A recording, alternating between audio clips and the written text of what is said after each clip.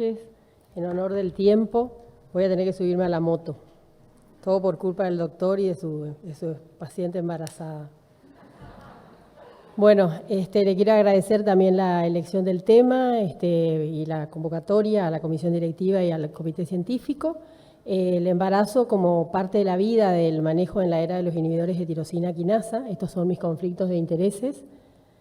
Y solamente recordar rápidamente que la leucemia mieloide crónica ahora ha pasado a ser una patología con una larga sobrevida y que esto trae que tenga un efecto colateral de un tratamiento exitoso, que es la planificación familiar.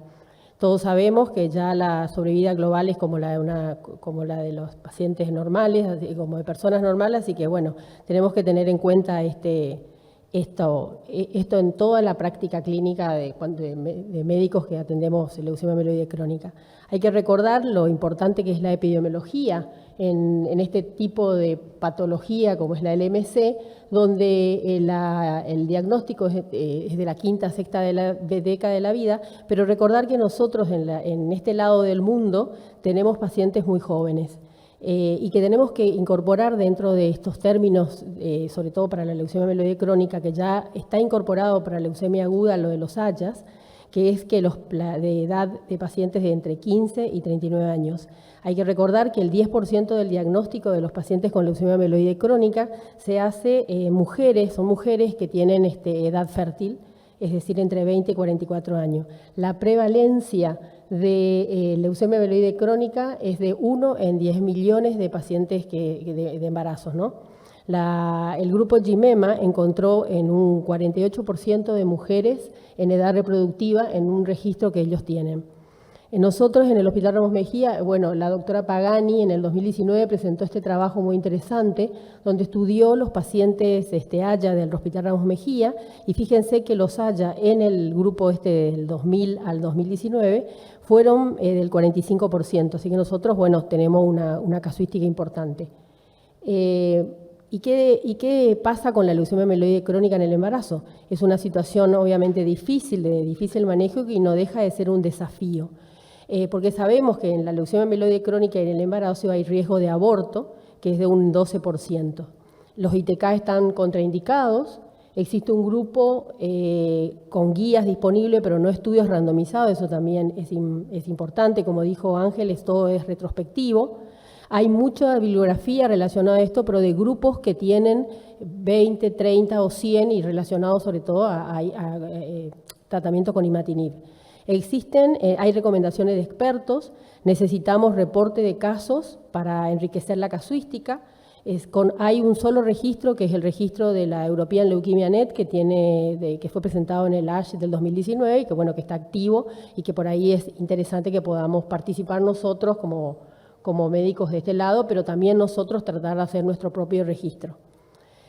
Sabemos que los inhibidores de tirosina quinasa, ¿por qué estarían prohibidos? Porque no solamente actúan, ya sabemos que el imatinib, el nilo, el dasa, el bosu y el ponatinib seguramente en cualquier momento va a estar, es categoría D en el embarazo, clasificado por la FDA, y sabemos que están contraindicados porque no es el único blanco molecular de los inhibidores, el BCR-ABL, sino que también actúa sobre el c-KIT, el receptor del factor derivado, y entonces sabemos que esto actuaría impidiendo la organogénesis, así que entonces sabemos por qué está prohibido. Esta es solamente una diapositiva del registro de la European Leukemia Net. Las recomendaciones de no uso que se sacaron de ese registro de los inhibidores durante el embarazo nos dicen que hubo pacientes que recibieron inhibidor de tirosina quinasa después del segundo trimestre de embarazo. Ya sabemos que eso podría llegar a ser seguro porque en realidad uno debería conversar, o por lo menos con lo que nosotros, lo que hemos leído, hablado con expertos, conversar con la paciente, porque hay muchas pacientes que, no sé si de este lado del mundo, pero sí en Europa o en otros lados, las pacientes desean concebir, pero estar seguras de que van a poder criar a su bebé. Entonces, bueno, sabemos que el nilotinib, por ejemplo, cruza la barrera placentaria, así que está contraindicado. El dasatinib también atraviesa la placenta y no debe utilizarse en ningún momento del embarazo, probablemente el nilotinib podría ser utilizado después del segundo trimestre de embarazo. El seguimiento es muy importante y debería seguirse con las recomendaciones de TFR en el caso que el paciente esté en ese tipo de indicación. Ya sabemos que los pacientes que toman inhibidor de tirosina quinasa, los varones, no hay problema con la concepción. Sabemos que todos los inhibidores de tirosina quinasa son teratogénicos, embriotóxicos y causan pérdida posterior a la implantación en dosis altas, pero no son genotóxicos ni mutagénicos en animales. Del registro de la European Leukemia Net se vio que fueron 450 embarazos en parejas de hombres en tratamiento, la mayoría con imatinib, y que tuvieron, como vamos a ver en otra diapositiva, solamente un 2.5 de abortos, como se ve en esta diapositiva. De 428 embarazos, 400 nacidos vivos, es decir, un 93%, y 10 nacidos con malformaciones, es decir, que es prácticamente la de la población general. Entonces, el ITK y el embarazo en mujeres con leucemia mieloide crónica en este registro se vieron que eran la mayoría femeninas que tomaron imatinib. Las anomalías fetales descritas ya la ven en la diapositiva. Pasa placenta en más del 60 casos de embarazos de mujeres notificadas con nilotinib. Hubo casos de embarazos con ponatinib y un caso descrito con radotinib, que es una droga, un inhibidor de tirosina quinasa que está aprobado en Taiwán. Yo creo que el manejo, y todos sabemos que el manejo del embarazo en leucemia mieloide crónica debe ser un equilibrio entre la madre, el bebé y la enfermedad. Las alternativas terapéuticas, y también como lo dijo Ángeles, tenemos el interferón alfa, que está catalogado como categoría C en embarazos por la FDA, no atraviesa la placenta y no inhibe la síntesis de ADN. El PEG interferón también estaría permitido utilizarlo después del segundo trimestre de embarazo, y la hidroxiurea es categoría D en el embarazo por la FDA. Inhibe la síntesis de ADN, atraviesa la placenta y deberíamos tratar de no utilizarlo, obviamente, en el primer trimestre del embarazo. Luego, valorar riesgo-beneficio. Tenemos que tener en cuenta cuáles serían los escenarios frecuentes en la práctica diaria y a qué nos enfrentamos cuando tenemos una paciente con leucemia mieloide crónica. Entonces, pensar en la LMC diagnosticada durante el embarazo durante el tratamiento de la LMC y específicamente dentro de ese grupo, el embarazo temprano en el tratamiento de la leucemia, el embarazo tardío en el tratamiento de la LMC y no candidato a suspensión, y el embarazo tardío en el tratamiento de la LMC y candidato a la suspensión del tratamiento. Dentro de los factores del diagnóstico durante el embarazo hay que tener en cuenta que uno debería darle tratamiento solamente si los glóbulos blancos, es como una premisa, solamente si hay más de 50.000 glóbulos blancos por milímetro cúbico o plaquetas mayores a 500.000, y sobre todo tratar de calmar la angustia y la ansiedad de los tetra, porque en general nosotros tratamos un poquito presionados por los tetra. La primera elección podría llegar a ser el interferón y luego evaluar la introducción del inhibidor, como dije, después del segundo trimestre del embarazo. Generalmente nosotros, después vamos a ver la casuística del Hospital Ramos Mejía, no utilizamos, o yo considero no utilizar el interferón, debido a que tiene un tiempo importante en conseguir el descenso de glóbulos blancos, o lo que hemos tenido la suerte de trabajar con el interferón en otras épocas. Entonces yo lo dejaría quizás para un embarazo programado, cuando el paciente tiene ya una respuesta molecular profunda y decide embarazarse. No serían los casos de los pacientes que tenemos nosotros, o por lo menos en el hospital. Fíjense que suspender el ITK en la primera prueba de embarazo es una indicación. En la primera prueba positiva o de sospecha, ningún tratamiento a menos que sea necesario hasta la semana 13 o 15. Después hay que recordar lo que habíamos dicho, que el IMA o el NILO o el interferón también pasan la placenta, y la hidroxiurea dejaríamos para después del segundo trimestre o en el segundo trimestre. Amamantar si recibe solamente interferón o está en remisión citogenética completa. Sobre todo charlar con la paciente. Generalmente las pacientes deciden no darle de mamar porque saben que necesitan el inhibidor de tirosina quinasa. Y después hay que también tener en cuenta el estado molecular al inicio del embarazo. Otro tema importante es el tratamiento de la leucemia mieloide crónica en crisis lática. Situación de alto riesgo, no podemos postergar el tratamiento. Parto electivo, segundo y tercer trimestre, ustedes saben que puede haber un parto pretérmino, muerte fetal. Parto electivo, semana 32 y soporte transfusional. A algunos de ustedes les habrá pasado, así que saben y tienen experiencia en esto. Las recomendaciones con respecto a la lactancia, primeros 2 a 5 días el calostro, si la paciente, yo recomiendo sobre todo si la paciente está en muy buena respuesta o hablarlo con ella y consensuar. Se requiere suspender la lactancia si la paciente decide tomar el inhibidor de tirosina quinasa. Y obviamente reiniciar tratamiento con el mismo inhibidor usado previo a su suspensión. Este es un caso de la doctora de Fundaleu, que ellos organizaron un parto, digamos, planificado, hicieron un GIF. Entonces es como que en este momento la primera consulta con nosotros, y siendo que son mujeres jóvenes que consultan con diagnóstico de leucemia mieloide crónica, sería interesante tratar de consensuar con ellos el hecho del embarazo. Una vez en una cena familiar, el varón hablaba con la señora, el paciente era el que tenía leucemia mieloide crónica, pero hay que recordar que esto de que no hay que suspender varones es nuevo y antes suspendíamos a todos. Entonces el esposo y la señora hablaban y le decían, sí, porque tenemos que hablar con la doctora a ver si me puedo quedar embarazada, qué sé yo. Entonces dice que el hijo le dijo, ¿y la doctora qué tiene que ver en esto? Y sí, tienen razón, pero en realidad lo ideal sería hablar con el paciente, con la paciente y comentarle todas estas vicisitudes a las que nos podríamos llegar a enfrentar.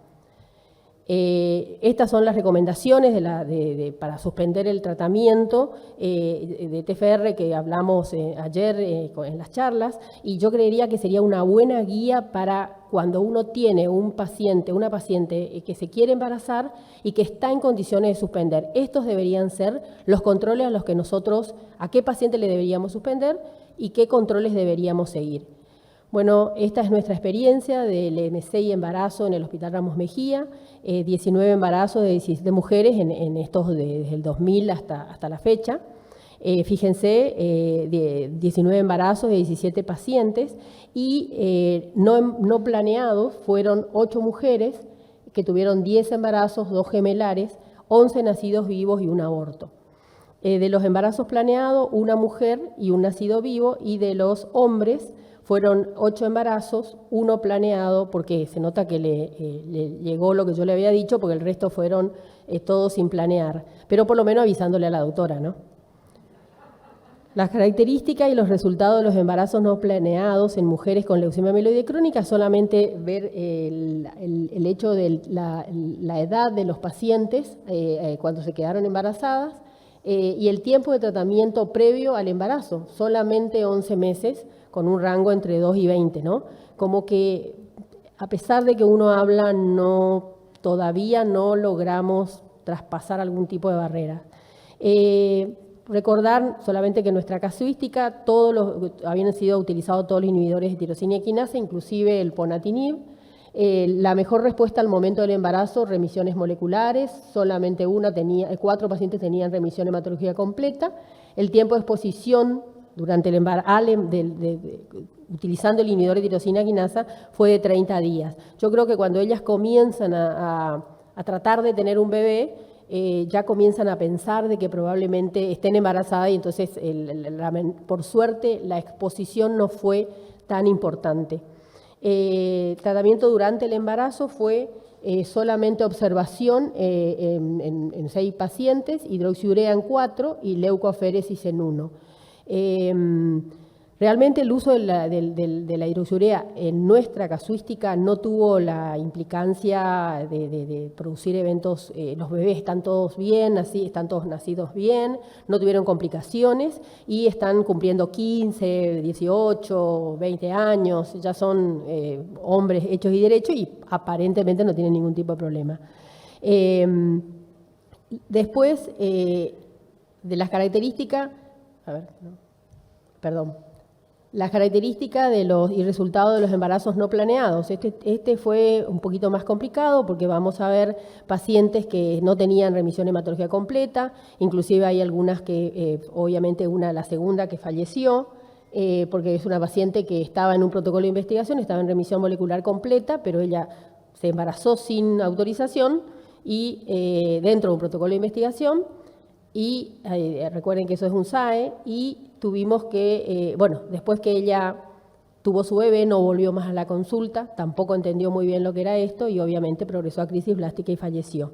El resto de las pacientes, hay una que en este momento, que nosotros hicimos sin tratamiento, porque se embarazó ahora, ya tuvo su bebé y ella misma me dijo, voy a comenzar a tomar nuevamente el inhibidor de tirosina quinasa y ahora pronto va a reiniciar. De los 19 embarazos de 17 pacientes, 8 embarazos en pacientes varones, 1 solo fue planeado. Y el embarazo planeado en la mujer yo creo que fue planeado por ella, no por mí.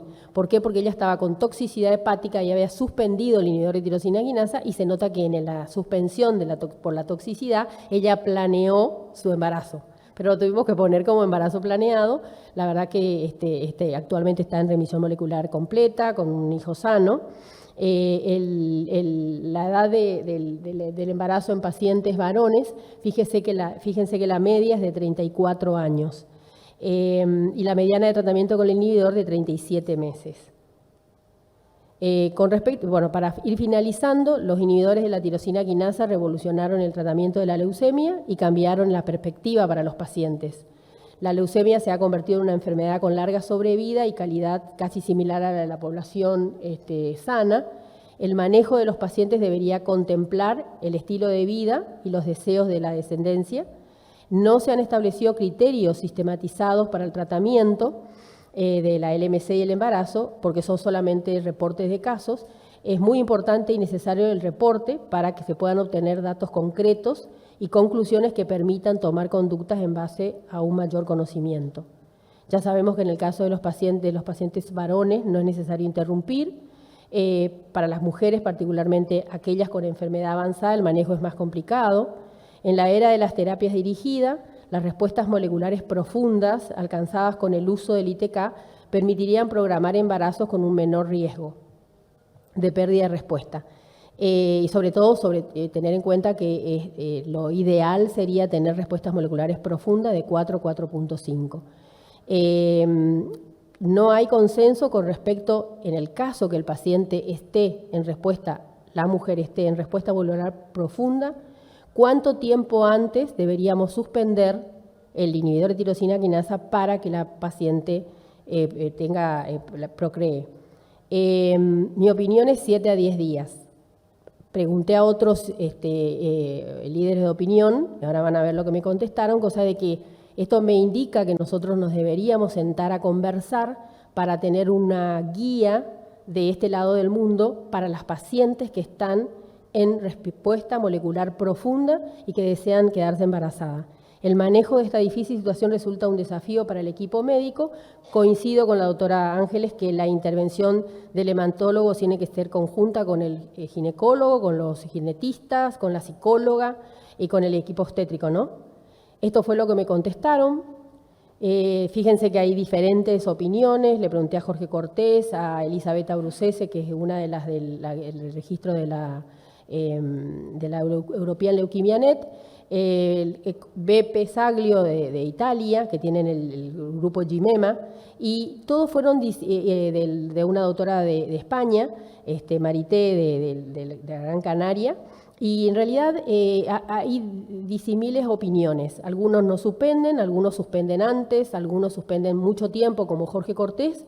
Jorge Cortés, que es uno de los que dice utilizar hidroxiurea como usamos nosotros, días en pulsos cortos en el segundo trimestre del embarazo, pulsos cortos, y ahora él dice de que pacientes que están con respuestas moleculares profundas esperaría 3 meses antes de darle permiso a la paciente para que se quede embarazada. Y bueno, creo que con esto les agradezco la atención, le agradezco a mi prima que me prestó la foto. Gracias. Perfecto.